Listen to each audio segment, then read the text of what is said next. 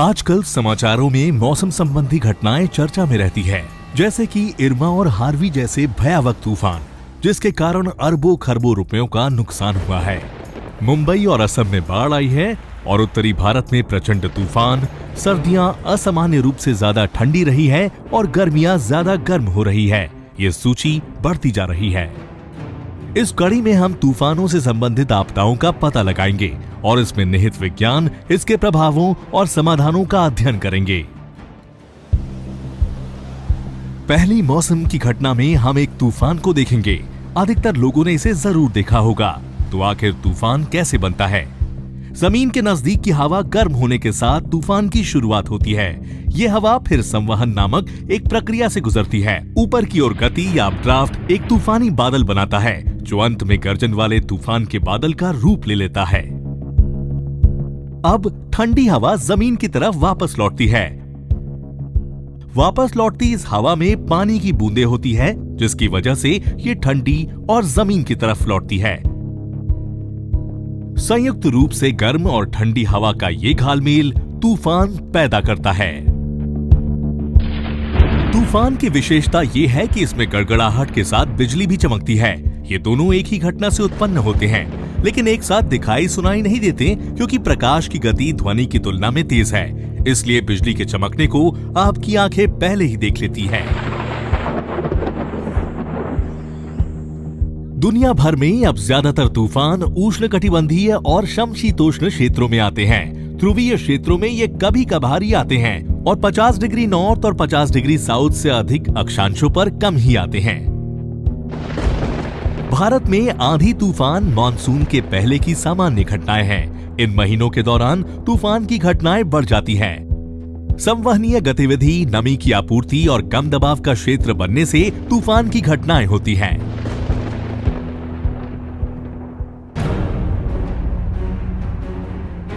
हम विज्ञान के द्वारा ये समझने जा रहे हैं कि वास्तव में बिजली क्या है, लेकिन आइए पहले इसके प्रभाव को देखते हैं।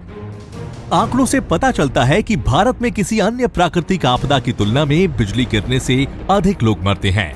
भारत में हर साल लगभग 2000 लोग बिजली गिरने के कारण मर जाते हैं। 1967 से 2012 के बीच प्राकृतिक आपदाओं में मरने वालों में 39% मौतें बिजली गिरने से हुई है। इस संदर्भ में ये बाढ़, भूस्खलन, लू और शीतलहरों से होने वाली मौतों की संख्या से अधिक है। Lightning does create a lot of damage, and it has always been there. In fact, that is one of the phenomena that has the least lead time to predict. So you cannot warn a person working on a farm that there is a lightning strike likely. Now, lightning is very common. In fact, thunderstorm indicates that there is lightning associated with it. What happens is the intensity of the lightning, the cloud to ground lightning, the severity of it determines the devastating potential of it. दिलचस्प बात यह है कि बिजली कुछ ऐसी प्राकृतिक घटनाओं में से एक है जिससे नुकसान तो होता है, लेकिन आपदा प्रबंधन अधिनियम द्वारा इसे कवर नहीं किया जाता, जबकि अन्य आपदाओं के लिए दिशा निर्देश हैं।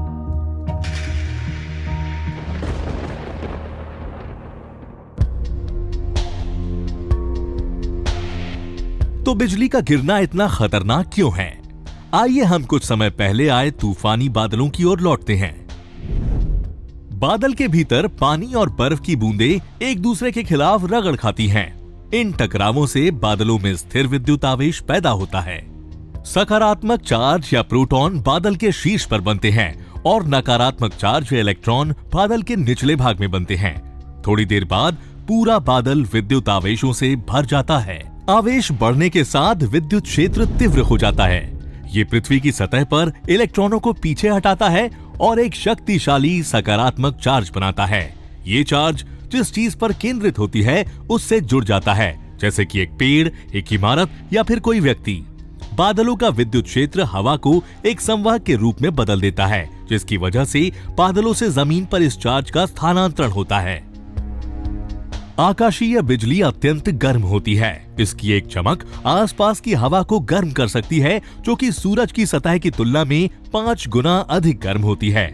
ये गर्मी आसपास की हवा को तेजी से फैलने और कंपन करने का कारण बनती है, जो बिजली की चमक को देखने के बाद थोड़ी ही देर में हमें सुनाई देती है। जब बिजली जमीन से टकराती है तो इससे प्लाज्मा का एक निशान बनता है, जो आकाश में नीली सफेद रोशनी से बनी एक टेढ़ी मेढ़ी रेखा के रूप में दिखाई देती है। यही आकाशीय बिजली है। बिजली का गिरना प्रत्यक्ष या अप्रत्यक्ष दोनों रूपों में हो सकता है। बिजली का प्रत्यक्ष रूप से गिरना तब होता है जब वज्रपात आकाश से सीधा किसी व्यक्ति के शरीर पर होता है।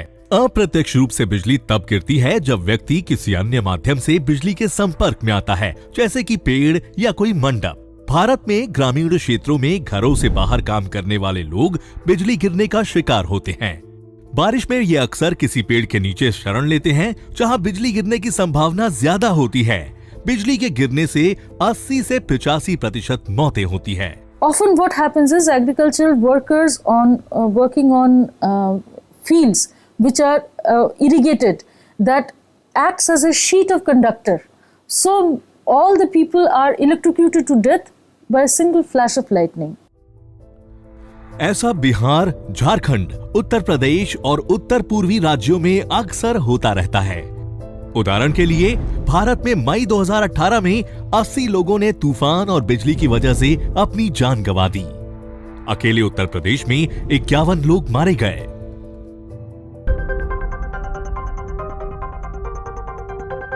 दिलचस्प बात यह है कि वातावरण में छोटे धूल कणों की उपस्थिति में वृद्धि से बिजली के गिरने की संभावना बढ़ सकती है। ऐसा इसलिए होता है क्योंकि धूल के कण अक्सर छोटे बर्फ के क्रिस्टल के लिए नाभिक बन जाते हैं। इनके एक दूसरे से रगड़ खाने से बिजली की उत्पत्ति होती है। बिजली की अपनी उपयोगिता भी है। उदाहरण के लिए ये पौधों को उर्वरता में मदद देती है। हमारे वायुमंडल में लगभग 70% नाइट्रोजन होता है, लेकिन इस नाइट्रोजन का उपयोग पौधे नहीं कर पाते। बैक्टीरिया ही एक ऐसा रूप है जिससे पौधों को ये नाइट्रोजन मिलती है। नाइट्रोजन में एक ट्रिपल बॉन्ड होता है, जिसे तोड़ने के लिए बहुत अधिक ऊर्जा चाहिए। इसलिए नाइट्रोजन गैस रूप में अप्रतिक्रियाशील होती है। बिजली के कड़कने से ये बॉन्ड टूट जाता है, जिससे नाइट्रोजन और ऑक्सीजन नाइट्रेट बनाने के लिए प्रतिक्रिया करते हैं। इस प्रक्रिया को नाइट्रोजन स्थिरीकरण कहा जाता है। बिजली से ओजोन भी बनती है। ऑक्सीजन का ओजोन में परिवर्तन होने से ओजोन का निर्माण होता है। ओजोन के बारे में दिलचस्प चीज ये है कि वायुमंडल में ये निचले स्तर पर एक वायु प्रदूषक है, जो सांस लेने के लिए हानिकारक है। लेकिन ऊपरी वातावरण में ये हानिकारक पराबैंगनी किरणों से हमारे ग्रह को बचाने में महत्वपूर्ण भूमिका निभाती है। आइए देखें कि बिजली गिरने के नुकसान को कम करने के लिए इसका पता और भविष्यवाणी कैसे कर सकते हैं।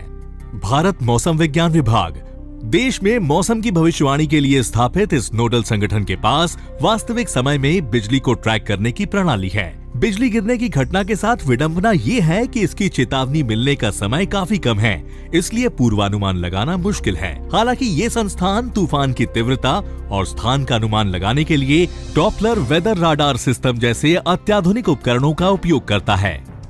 We have about 24 Doppler weather radars. We are able to watch this kind of severe weather development over about 324 towns and cities in the country at the moment. As and when the density of coverage of Doppler weather radar increases, the real-time monitoring both from the satellite side and the radar side simultaneously would happen. ये Doppler radar कैसे काम करता है? ये ऊर्जा के एक छोटे से अंश का उत्सर्जन करता है। अगर ये अंश किसी चीज जैसे कि एक पक्षी, एक बारिश की बूंद या ओलों पर पड़ता है, तो राडार की तरंगे सभी दिशाओं में बिखर जाती है।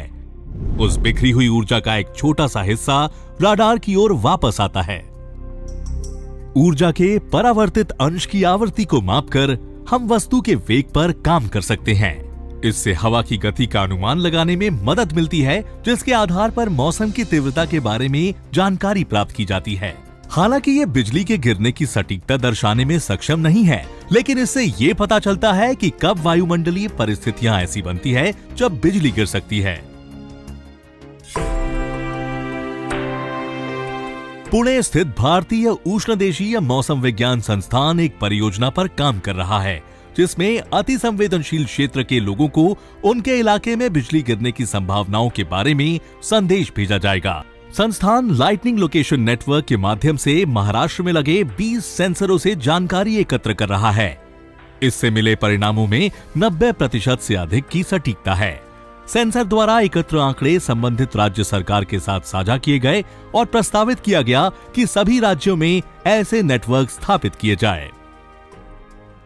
The time delay means sensor which is near to the lightning incident will record it first and then another sensor will record. The time delay between that two sensors, we can directly accurately calculate the location of the lightning actually. And same way means we can track it, means if next lightning, how it is moving, that we can find out actually. Kochi में एक और संस्थान वायुमंडलीय radar अनुसंधान उन्नत केंद्र ने दुनिया में पहली बार एक स्ट्रेटोस्फीयर ट्रोपोस्फीयर या एसटी राडार स्थापित किया है। क्षोभ मंडल और समताप मंडल पृथ्वी के वायुमंडल की पहली 2 परतें हैं। मूल रूप से राडार 20 किलोमीटर तक की ऊंचाई तक वायुमंडलीय हवा की स्थिति की निगरानी कर सकता है। ये क्षोभ मंडल का ऊपरी स्तर है जिसमें मौसम से संबंधित सभी घटनाएं होती हैं और इसलिए ये राडार तूफान के साथ मौसम की चरम घटनाओं की भविष्यवाणी करने में सुधार करने की क्षमता रखता है। इससे पर्याप्त समय में भविष्यवाणी की जा सकती है ताकि मौसम की भीषण घटनाओं से बचा जा सके। लेकिन इन खोजों से पहले भी बिजली के गिरने से बचाव के कई सरल उपाय अपनाए जाते रहे हैं। कई इमारतें बिजली से बचाव की सुरक्षा प्रणालियों से लैस हैं। जब बिजली किसी इमारत पर गिरती है तो ये प्रणाली बिजली की ऊर्जा के निर्वहन के लिए एक कम प्रतिरोध का पथ प्रदान करती है, जिससे विद्युत प्रवाह इमारत से दूर होकर जमीन के अंदर चला जाता है, जिसे अर्थिंग कहते हैं। ऐसी सामग्री जो बिजली की अच्छी संवाहक नहीं है, उस पर बिजली की ऊष्मा से बड़ा नुकसान होता है। बिजली की छड़ वाली प्रणाली विद्युत का एक उत्कृष्ट सुचालक है और इससे बिजली की ऊष्मा बिना नुकसान के जमीन में चली जाती है। जब आप खुले में हो तो क्या करें? यदि कोई आश्रय उपलब्ध नहीं है तो झुकें। जहां तक संभव हो सके अपने शरीर को जमीन के संपर्क में आने से बचाएं।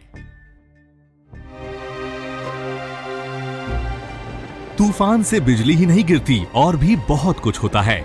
आगे हम विज्ञान और ओलों के प्रभाव व आंधियों का अध्ययन करेंगे, लेकिन ब्रेक के बाद।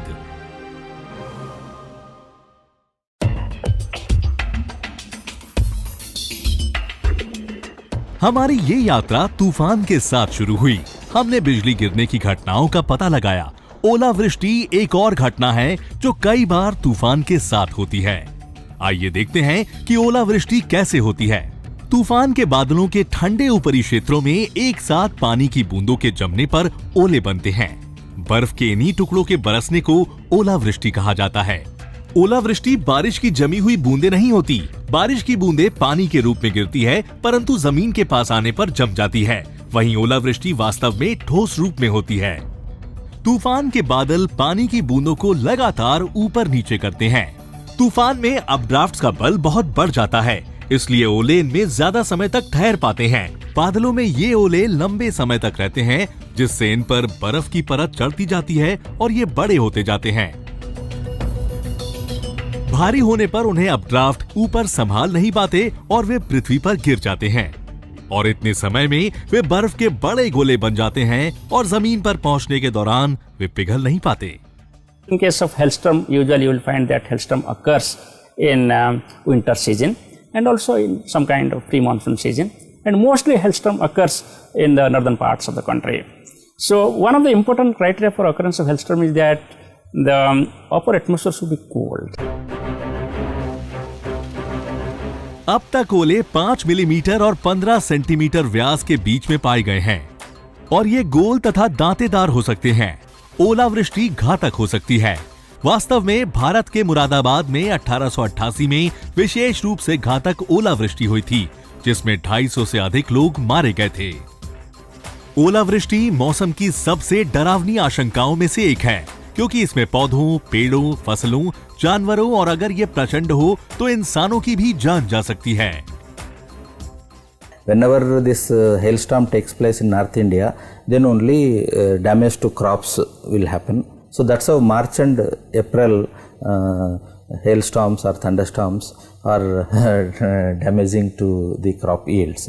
Whereas if you go to May and all, these hailstorms will take place in Maharashtra and other places. So there sugarcane gets affected. Bharat में ओलावृष्टि से नुकसान सबसे ज्यादा किसान झेलते हैं, जिनकी फसल अक्सर नष्ट हो जाती है। भारत के अलावा चीन में भी अक्सर ओलावृष्टि होती है, जैसा कि मिडवेस्टर्न यूनाइटेड स्टेट्स के कुछ हिस्सों में होता है। वास्तव में अमेरिका और कनाडा के ग्रेट प्लेन्स रीजन को हेल एली कहा जाता है। बिजली की तरह ओलों का पूर्वानुमान करना भी मुश्किल है। पुणे में भारतीय उष्णदेशीय मौसम विज्ञान संस्थान के वैज्ञानिक अपनी सेंसर प्रणाली का उपयोग करने की कोशिश कर रहे हैं। ये वही प्रणाली है जिसका उपयोग बिजली गिरने का अनुमान लगाने के लिए किया जाता है। ये एक संचार प्रणाली से जुड़ा हुआ है जो तूफान आने से 1 या 2 घंटे पहले लोगों को चेतावनी देता है। इन डिटेक्टरों का मुख्य उद्देश्य बिजली गिरने को समझाना और नाउकास्टिंग व चेतावनी देने की प्रक्रिया में सुधार लाना है। So if the forecast is more than 12 hours and goes up to say 3 days, 72 hours, it is called short range. And from 72 hours to say 240 hours, 10 days, it is called a medium range. So this is basically the time range. If it's less than 12 hours, it is very short range. If it is within 3 to 6 hours, we call it nowcasting. So normally in your other answer like thunderstorms, because thunderstorms are so localized and last for such a small time, so mostly it is considered, it is IMD and many all other agencies, they consider it a fit case for nowcasting. ओलावृष्टि में फंसने के दौरान हमारे इन सुझावों को ध्यान में रखिए। ओले आकार में भिन्न होते हैं, लेकिन छोटे ओलों से भी खतरा रहता है। इसलिए घर में ही रहें, वाहनों को गैराज में ही रखें और पालतू जानवरों को अंदर लाएं। ओलों को घर में आने से रोकने और खिड़की के शीशों को टूटने से बचाने के लिए सभी पर्दे बंद कर दें। यदि आप सड़क पर वाहन में हो तो खुद को छत के पास बनाए रखें, टूटे हुए कांच से सावधान रहें। सुरक्षा देने वाली संरचनाएं जैसे हाईवे के नीचे या कोई ओट तलाशें जो आपकी रक्षा कर सकती हो। अपने घर की छत को प्लास्टिक या एल्यूमिनियम की चादरों से ढककर सुरक्षित रखें। हमारा अगला परिदृश्य है धूल भरी आंधी। एक छोटे से क्षेत्र तक सीमित रहने वाली ओलावृष्टि के विपरीत धूल भरी आंधियां गर्जन करती हुई एक धुएं के गुबार की तरह आती हैं और पूरे शहर में मिट्टी की एक परत छोड़ जाती है। एक छोटे से ब्रेक के बाद हम आंधियों के पीछे छिपे विज्ञान को जानेंगे, तो देखते रहिए हमारी ये यात्रा। तूफान के रहस्यों को उजागर करने के क्रम में अब हम देखेंगे कि आंधियां क्यों आती हैं। रेत और धूल की आंधियां शुष्क और अर्धशुष्क क्षेत्रों में सामान्य मौसम संबंधी खतरे हैं। ये आमतौर पर तूफान के कारण आती हैं या एक विस्तृत क्षेत्र में हवा की गति से बनने वाले भारी दबाव की वजह से पैदा होती है। ये तेज हवाएं मिट्टी से बड़ी मात्रा में रेत और धूल को वायुमंडल में ले जाती हैं। ये हवाएं उन्हें कई 100 या हजारों किलोमीटर दूर तक ले जा सकती है। हवा में जब नमी नहीं रहती, उस दौरान इन आंधियों का आना शुरू होता है। एक बार सतह से उठने के बाद धूल के इन कणों को बवंडर और संवहन अपड्राफ्ट क्षोभ मंडल की ऊपरी सतह तक ले जाते हैं। फिर सतह पर लौटने से पहले उन्हें लंबे समय तक हवाएं उनके आकार और मौसम संबंधी अन्य परिस्थितियों के आधार पर एक स्थान से दूसरे स्थान तक ले जाती है। इस तरह के तूफानों में क्षैतिज दृश्यता अक्सर 1000 मीटर से कम हो जाती है। हवा की गति 38 किलोमीटर प्रति घंटे की सीमा को पार कर लेती है। तूफान सैकड़ों मील तक फैल सकता है और 300 मीटर ऊपर तक उठ सकता है। यदि आपको धूल भरी आंधी का अनुभव है तो आपको पता होगा कि इसका अक्सर ठंडा प्रभाव होता है। ये कैसे होता है? हवा में धूल के कणों की मौजूदगी से सूर्य का प्रकाश सतह पर नहीं पहुंच पाता, जिससे मौसम बदल जाता है। धूल की छाया से सूर्य की किरणें उस स्थान पर नहीं पड़ती। ये बिल्कुल बारिश के बादलों की तरह गर्मी को कम करने जैसा है। जैसा कि उम्मीद की जा सकती है, रेगिस्तान में धूल के तूफान अक्सर आते रहते हैं। ऐसा ही एक तूफान अरब प्रायद्वीप के 2011 के मार्च में आया। ये तूफान सऊदी अरब, यमन, ओमान और संयुक्त अरब अमीरात के कुछ हिस्सों को कवर करते हुए 500 किलोमीटर से अधिक तक फैल गया। कुछ इलाकों जैसे कि कुवैत में तो दृश्यता शून्य के करीब पहुंच गई। तूफान से कुवैत में हवाई अड्डे बंद हो गए और इस प्रायद्वीप में यातायात अवरुद्ध हो गया। मई 2018 में बिल्कुल हमारे घरों की दहलीज तक धूल भरी आंधी आई। इसने उत्तर प्रदेश, राजस्थान, पंजाब और हरियाणा जैसे राज्यों सहित भारत के उत्तरी बेल्ट के एक बड़े हिस्से को प्रभावित किया।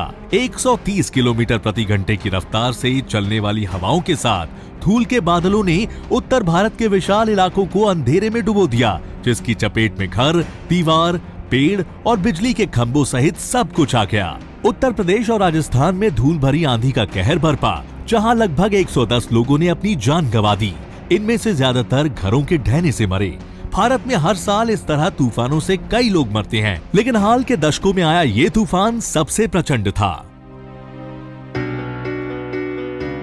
मौसम विभाग ने इस तूफान की भविष्यवाणी की थी। आज IMD धूल और ओलों के तूफान की भविष्यवाणी करने के लिए बहुत कम समय के पूर्वानुमान का उपयोग करता है। The way you are able to predict thunderstorms, so dust storm is also possible to predict. And even we are giving the extent of dust storms happening in 24 hours time, 48 hours time. Separate dust treatment modules are there, and now air quality models also exclusively treat the aerosol distribution. So as a part of air quality predictions, so dust storms and occurrence of dust storm can be predicted.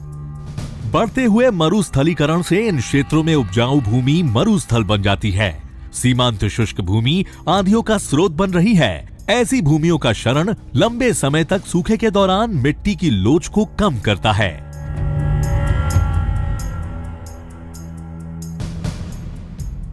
इन सभी बढ़े हुए जोखिमों के साथ धूल भरी आंधी आने की स्थिति में कुछ बातों का ध्यान रखना चाहिए।